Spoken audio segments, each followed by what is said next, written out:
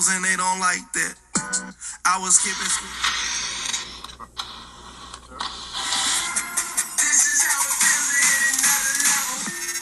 Kid, I wish you were my bartender everywhere I go. Hey guys, what's up? It's me, TORiE, founder of the EMPATHiC Gangster lifestyle brand and creator of the Harmonic Living series. Oh boy, August 2024 has been a wild one. We had a massive clearing, density lift, the 8-8 Lionsgate portal, we had a retrograde, and a planetary stationing.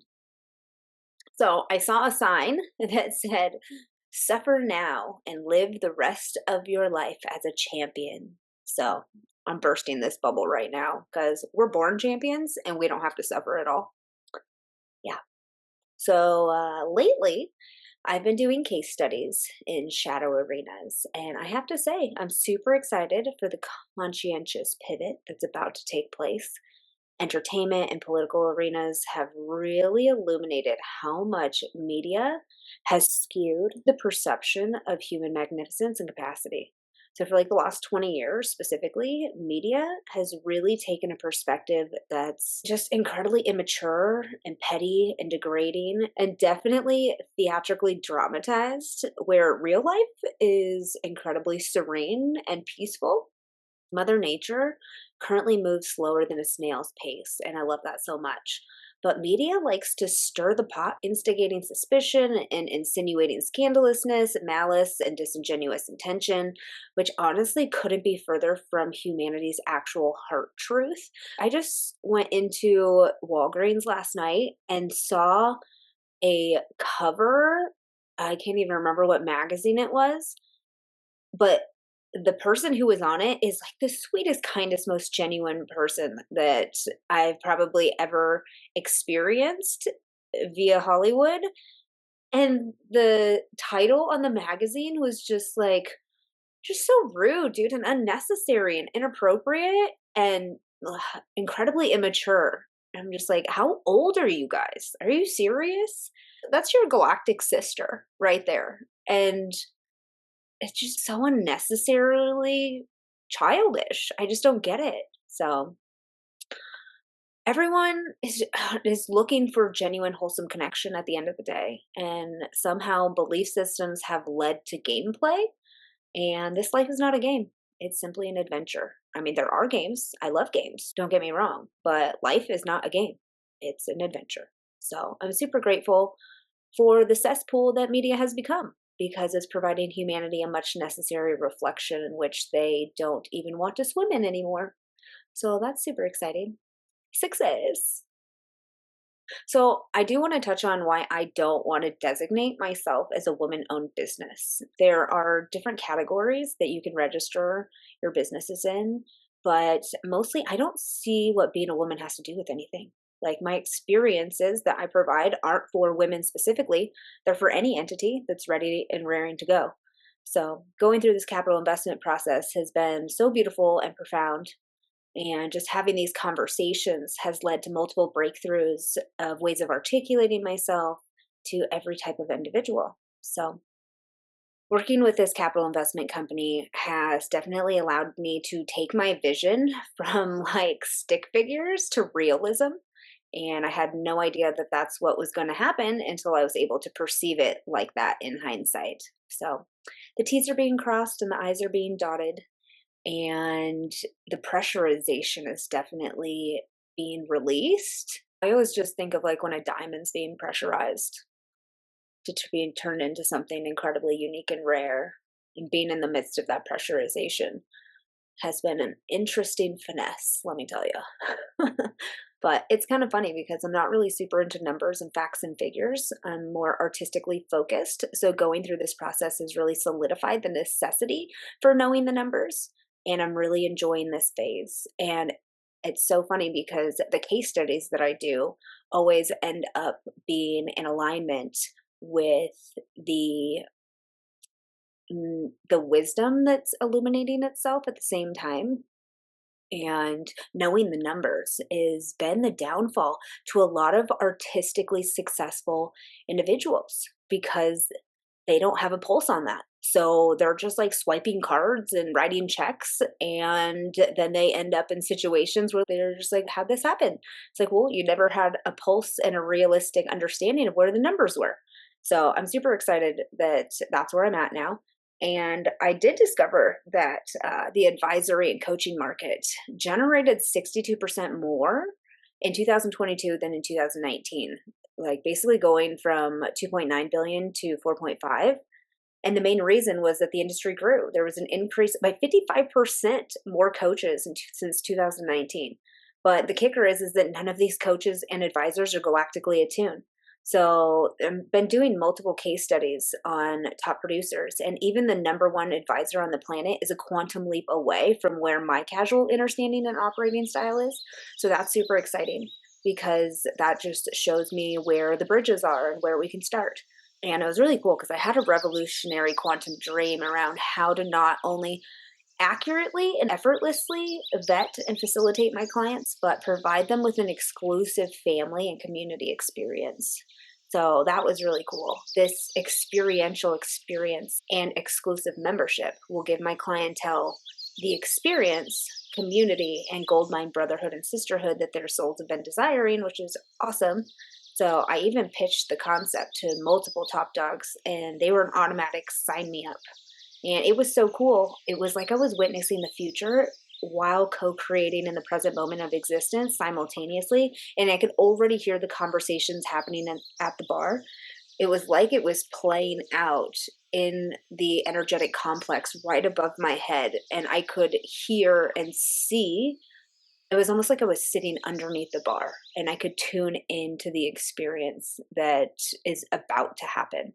And I just love the idea of having an exclusive play experience for those who have been galactically attuned. Because where else in the world are they going to be able to mix and mingle and chat casually about the things that they just discovered about themselves without feeling, you know, like they can do it full-heartedly than with other people who have already gone through the experience. So I think that I love this idea. Plus, I've been a bartender for 20 years.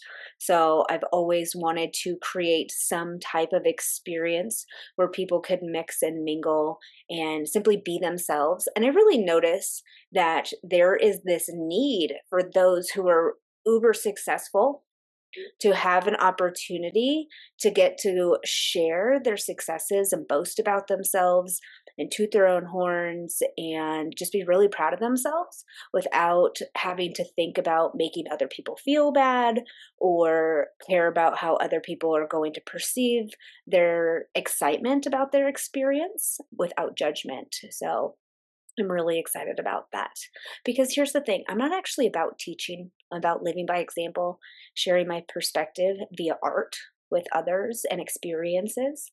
And I don't really have the desire to be one thing specifically. I just want to be myself and try all the things with the conscious awareness of branding. I love to show people a good time and provide an experience they'll remember forever. So I'm super excited. I received an email a couple weeks ago saying someone was trying to file for TORiE Smith LLC, and I only had it registered via Colorado. And if I wanted to secure it, I should register it federally. So I did so immediately, and that felt really good to make sure that all of those things were in place. But on that note, I also received a letter from a third-party company wanting to collect $1,500 to register the LLC I had just submitted into their database. And I was curious because it didn't have anything about federal affiliation. So I looked it up, and everything that came up said scam. So just a heads up, do your due diligence, read the fine print, make sure you know what you're participating in before you write that check. All right. Oh man, going through a color pop. This was one of the coolest experiences. It came out of nowhere. I had no idea what was about to happen. And I remember right when it happened, I had a visceral experience. The whole room like went up octaves in color, like the vibrancy. It just like popped into place. And I was like, what kind of reality did I just move into? And I ran out of the bathroom and told Jamie, I was like, I don't know what just happened, but there was a color pop that just happened, and I'm like in a more vibrant light, and all of the colors ever since then were in a different level of intensity and vibrancy. So that's super, super exciting. Um, Oh, so I've been in this process I shared with you guys last month that I am going through a process of my foundationals, making sure that, hormonal levels are good. I did a lymphatic cleanse and all kinds of things. But something that I read, which obviously makes a lot of sense, is the importance of chewing your food until it's liquefied before you swallow it. A, to get the maximum nutrient density and nutrient value out of it, but I can also totally see how this assists with digestion and eliminating abdominal bloat. Being a bartender, you eat as swiftly as you can because you only have so much time to get food in. And I would notice that my stomach was bloated often. So, this has been a foundational shift, just being more conscientious about making sure that food is almost liquefied before swallowing it in order to get the best results. So, yes, love it. Oh, I'm super, super excited. There is a elderly community down the street. And so Miss Athena, we've been shopping preschools and daycares just so she can have something to go do, have, friends her own age. And another idea I had was volunteering at the elderly center. They take adult volunteers and kid volunteers.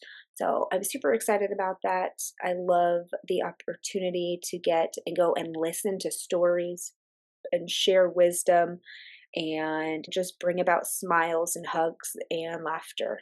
Jamie always used to make fun of me because I go for my walks around the complex, and most of the people I connect with are in their 80s. I just love people that have hindsight wisdom and want to share that and are appreciative of the concepts in which I prioritize, apparently, because I get into a lot of conversations with the individuals between the age range of about 60 and 80, and they're really excited about where my head's at and the conversations that are taking place and the visions and perspective in which we're approaching the future. So, super exciting. I want to give a shout out and a thank you to Contemporary Art Curator magazine for featuring me in my art. I was featured in Contemporary Art magazine last year, but this time it involves a full interview, so that is super exciting. So, oh, yes. Can I just say that I want to give a shout out to absolutely everyone. I can't think of a single individual that is like next level crushing it right now that didn't go through a phase of their life where it was like, holy shit, they did not deserve that. So, but at the same time, like how they chose to respond and navigate that phase is why they're so proficient and articulate and humble and phenomenal now, right? Everything is an opportunity to define oneself and to create a stronger, more conscientious version of thyself. So, I also want to say this is really important, actually, and it's come up a couple of times. Just perceiving what it used to be like, how it is, and how it's going to be, because those are three different experiences. But the action that I took day in and day out when I didn't have any money in my bank account compared to the action I take day in and day out when I have money in my bank account is not any different. The money does not validate or make the action real. It was real the whole time. Money does not make things real or validate them. You do, okay? We do. Now, that being said, there is a legitimate visceral experience that takes place within the body when physical monetary abundance is in play. And it's definitely an undeniable different experience. This frequency is incredibly buoyant and fluid and super playful and fun. So, I touched on this last month, but I wanted to go a little bit deeper and paint a picture a little clearer when people are super far off basis because they've never taken the time to truly get to know you. I've even seen people misinterpret so much that they think that gaslighting is taking place, but it's actually that they simply don't truly know that person Some people have been so trained to right fight that their ability to perceive neutrality or galactic law exist is far from seen. So they live so much in the right and wrong, a concept that I won't even touch. But unconditional love for one another is the only way through. Okay, so I want to talk about AI and staying OG. So I was watching this video where a gentleman was describing how to make videos utilizing different AI applications. And by the end of it, my whole soul was like, well, what's the point? If I was to do what he was suggesting and using all these AI applications, the end result doesn't contain my voice, my personality, my unique sense of humor. It's not my art with my encoded ethereal essence pouring through the piece. So I'm just like, I'm good. I'll stay OG and create art that represents me through and through. And I do see how AI is incredibly useful for initial layers of inspiration, and then it's up to the artist to make it their own and make it a personalized, original piece. So when you create something from AI, that's not the finished product. That's the first start. And then, because you got to remember, humans have hearts and brains and understanding. So it's up to the human to take that initial AI idea or piece of art or whatever it is and turn it into something meaningful and useful. So whatever AI produces, that's not the end result. That's just the beginning concept. It's like the rough draft, which is super exciting. Okay, so I want to share the importance of pivot power. So Elma and I are creating EMPATHiC Gangster stickers, and we are going to produce them and spread them out in areas that are resonant with my journey and my story, and then we'll utilize them for scavenger hunts and treasure hunts and things like that in the future. But what happened was I was going to my 20th high school reunion, and we were going to take some of the stickers. So she sent me some of the stickers, but they did not make it. They got demolished in the mail. And so I was like, okay, how do I get these in like 24 hours? Because I think it was a Thursday maybe when we were leaving by Friday. So I went down to a place that looked good and got the stickers printed. They were obviously different ones, but I was not super impressed with them. So I did not end up using them, but I was super proud of myself for like pivoting so quickly and having them there. I'm one of those people where I don't just put things out to put things out. I know that that's the opposite of what industry teaches you. Industry teaches you to just get it out there. I don't operate that way. I would rather be patient until it's exactly what I want and exactly what I'm looking for, and then I will execute. So, yeah, I'd rather blow people away the first time by being patient. I mean, it's taken me 6 years to get here of building this brand and designing everything and making sure that everything is in place. You only get one opportunity to make a first impression, and I am not in a hurry or in a rush. So I'd rather it feel exactly how I want it to feel inside my body before I introduce it to the world. So I want to give a shout out and thank you to Drew at Brilliance magazine for offering me the opportunity to be a cover feature on their Voices of Brilliance edition. So here's the thing. I don't believe in working hard. I believe in playing productively. And I think that that is a huge pivot that's coming for humanity. I know that's what I offer for a part of my services is restructuring your business and your brand so that it never feels like working and it always feels like play, because that is totally possible. That is what I had to do when I walked through industry, and everything that was being promoted and sold via the business industry made my soul cringe and sad. I ended up birthing a brand and a business and a concept that was a quantum leap and quantum pivot from mainstream industry. And I'm super excited about that. So we did have a Lionsgate 88 portal that happened this month. And so I have been collecting items for the last 5 years. everything from cat whiskers to different types of little collectibles. I found this young lady's photo in the desert that looked like it had been there not in a way of unconditional love. It looked like somebody had put it there in a very heavy energy. And so I brought it home with me and provided it lots of love. And I have known that I wanted to do a letting go ceremony at some point, and I had no idea when I was going to do it. First, I was going to do it on my birthday, then I thought maybe Araya's birthday, but the 8/8 portal lined up. So I took everything that I have collected over the last 5 years that felt magical, felt important, felt like it needed to be let go of or transmuted into unconditional love and just shifted into a lighter energy. So I put all of it into a bowl, our popcorn bowl specifically, intentionally. And I took it outside at 11:11 on the 8/8 portal, and I lit it on fire, and I did a letting go ceremony, and I did a blessing, and just released all of the density and quote unquote negativity that was attached to humanity. And for the last few weeks, I've been watching that unravel and play out. There has been ups and downs, man, the roller coaster. Just the other day in the morning, I was on the highest of highs after a meeting. And then within an hour, I was just sobbing in darkness and density. And I was like, holy shit, this is crazy.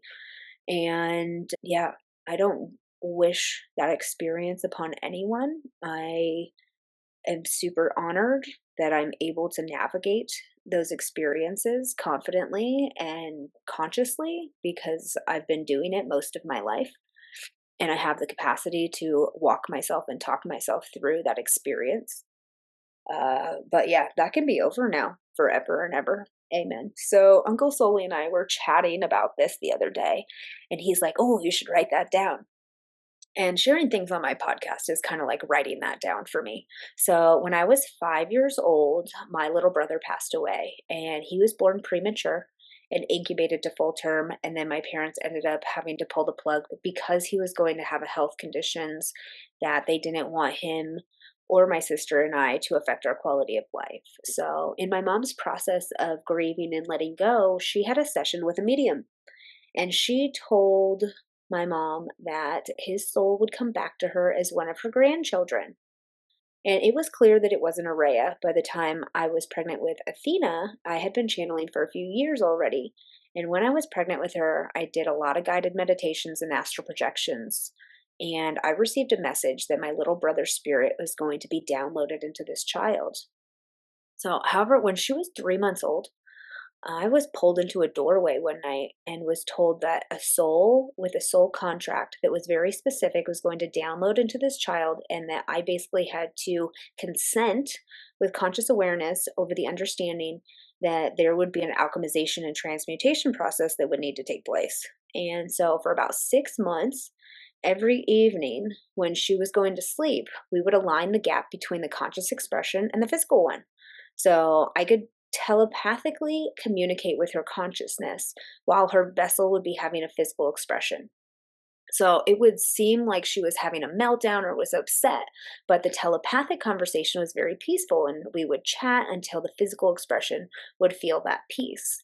And I would tone over her, and we crafted a little lullaby that eased her frequency, and it was really beautiful. But I have to say that the micro experience was incredible helpful because I've been doing a macro version of this my entire life.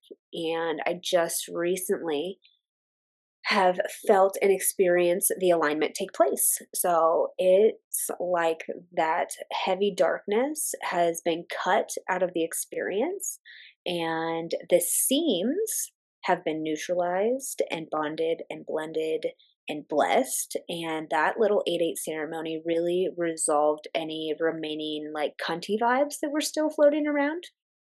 So, yay. Super, super excited about that. Okay, so When someone comes into the office and they're receiving their harmonic recipe for the first time, I always remind them that remember, your harmonic recipe is yours. Just because your path is going to require you to find places to rest doesn't mean that someone else's recipe won't require them to find places to go harder in the paint. Okay. The reason that I say this is because when they go out into the world, they don't want to be preaching that their way of operating is superior. Like, tell your story, share your experience, your perspective, your point of view. At the end of the day, everyone has a unique way of operating that serves them and supports them, and no one way of operating is necessarily superior. So I just make sure that they have the conscious awareness that what their next phase entails won't necessarily be what others are going to be doing. And that's why it's super exciting, because you'll be meeting new people in your new arenas. So, have fun, keep it classy. So the other night I texted Jamie, can I just say that you are everything I never even knew to dream for? You just have the most beautiful heart and soul and spirit and character. I was just listening to everyone's conversations today about the small petty things that they prioritize and care about when it comes to being loyal and staying in relationships. And I was just thinking, wow, I married the person I married because of their character, because of their heart, because of their spirit. All things that never change, not surface level things that are always changing.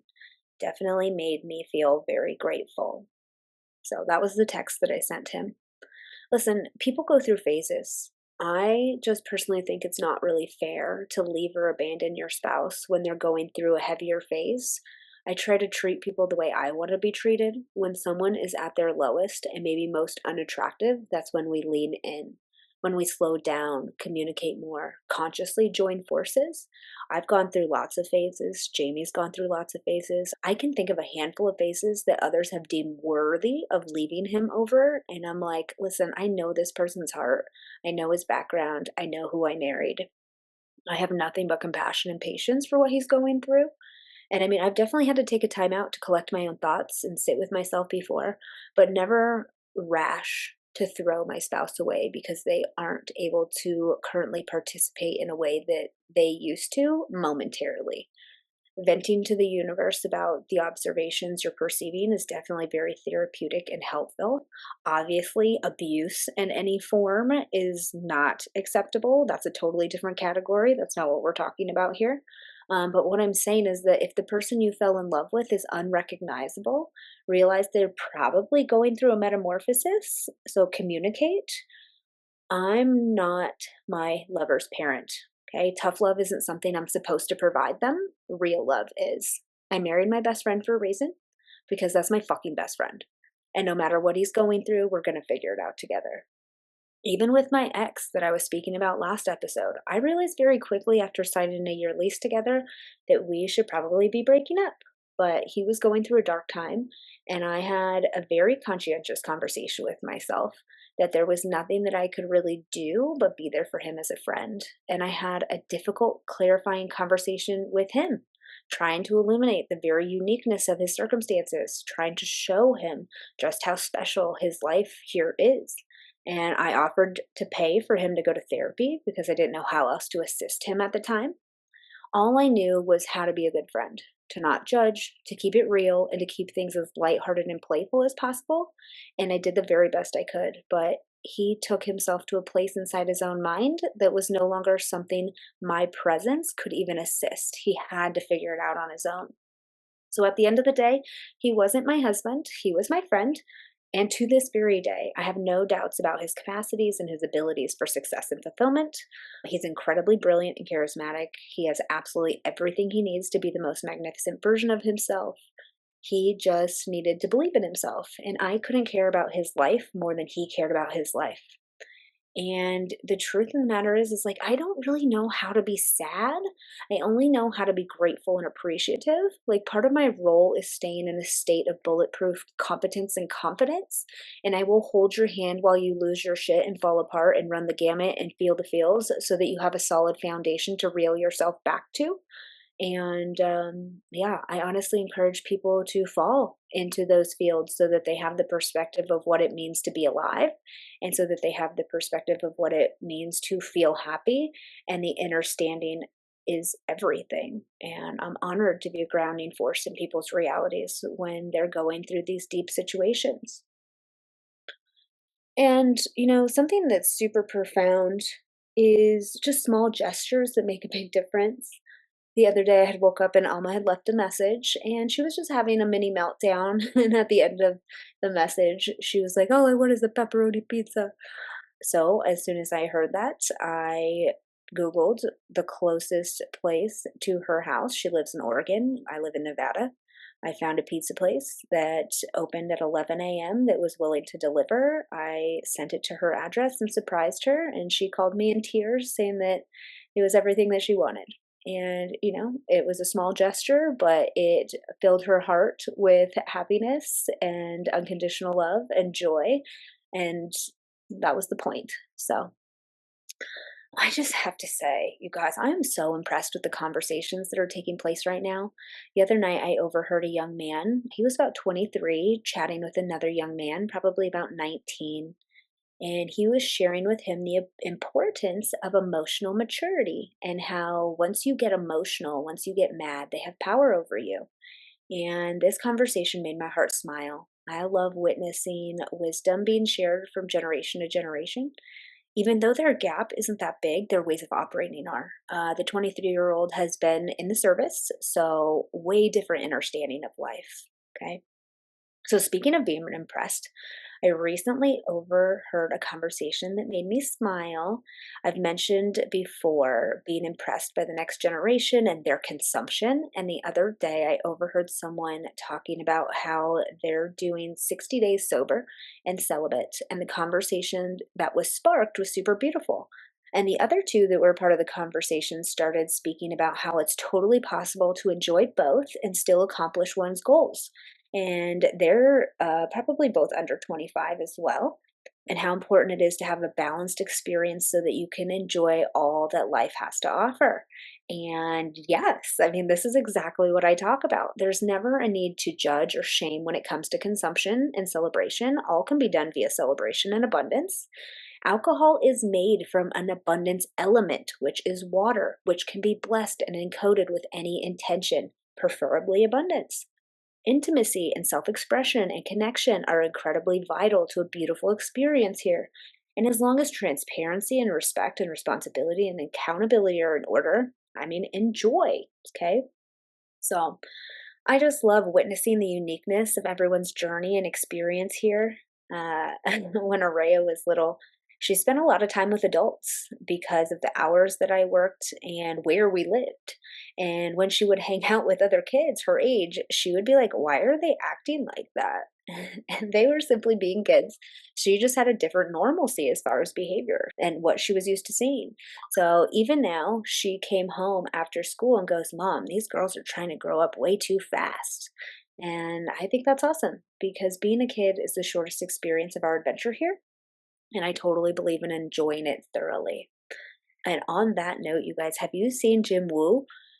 Holy shnikes, this girl's a 13-year-old badass, and I love seeing the next generation fearless as fuck, knowing their badassery. And I just straight slaying their favorite activities right out of the womb. Love it. I think it's super important that everyone have a place to express their edginess. And if we don't do that, that shit gets kind of dicey real quick. Like, look at the music of this planet. We're all wild. So make sure you allow yourself to express your edginess in a healthy manner. Fashion is a great way to do that. Music, sports, art, all types of things. So, I feel incredibly young at heart, yet conscientious about what it entails to pursue professional passions. I'll always be young at heart. Some days I feel 16, some days 3, others 3,000. But I always am of the spirit of a wild woman at the core and of all that is. So, because being a kid is dope, but what happens via puberty, that shit's bomb AF. It's super important to surround yourself with raving fans. My friends are just ridiculously vocal about their love and admiration for me, and believe you me, the feeling is mutual. It still takes me off guard when I hear how pivotal my existence is to their self-worth and confidence and ballsiness, and I don't take that for granted one bit. So, rainbow light body activate. If you're into all the things and all that is, I'm your girl. I love you guys so much. This is the last episode of Ask TORiE. I just am pivoting into a new reality. I have a desire to be myself on a different capacity. And I noticed that who I am when I show up for this podcast is a lot more universal, a lot more rated G to PG, and I'm a little bit different in real life, and I really want to tune into that. I just want to be able to bring my true nature to my friends, which is all of you, and that's why I've created what I've created, and why I'm opening this physical experience here in Vegas, because I want to be able to be myself fully on a daily basis. I enjoy the experience of being universal and having a universal language. I'm super grateful to have a universal language.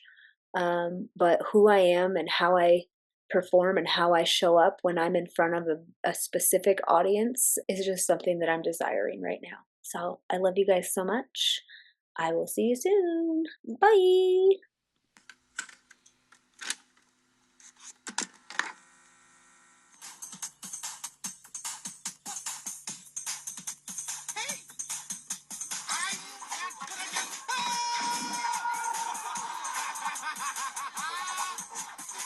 Some people settle for the typical thing, living all their lives waiting in the wings. It ain't a question of if, just a matter of time. Before I